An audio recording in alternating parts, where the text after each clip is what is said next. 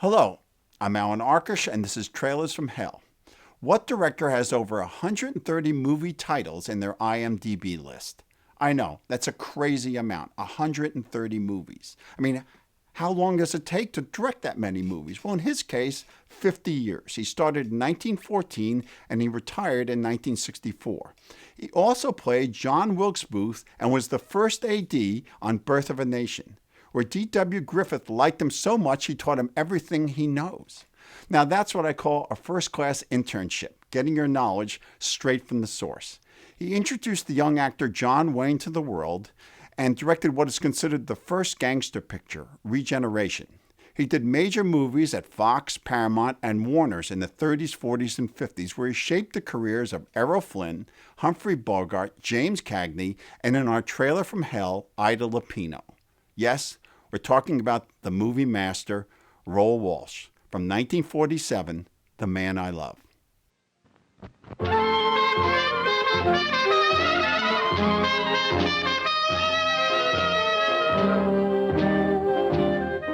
Kinda gets you, doesn't it? The Man I Love is a film noir set in a nightclub with cool jazz and beautiful dames, so how could I not like it?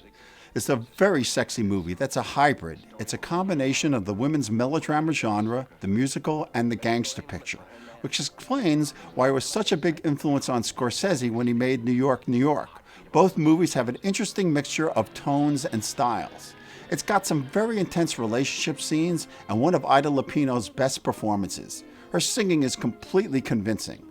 At Warner's, Miss Lupino specialized in playing the hard luck dame, and in keeping with that attitude, she never quite made it as an A-list actress.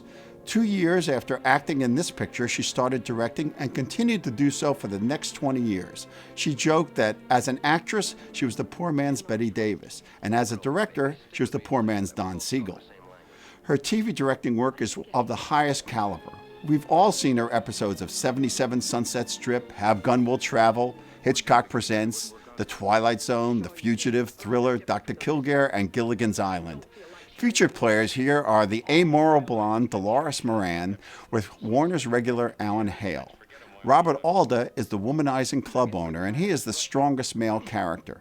The men are all deeply flawed. Some are damaged by the war or past relationships. The women know what they want and present their sexuality in an aggressive, upfront, self-confident way. You can feel the influence of Lauren Bacall and Howard Hawks.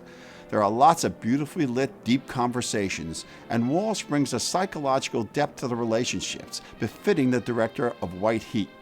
It's all very adult, with lots of moral gray areas. While it's not in the same league as Roaring Twenties, High Sierra, or The Strawberry Blonde, it's still damn good, with great songs and loads of style. And it's on Warner Archives.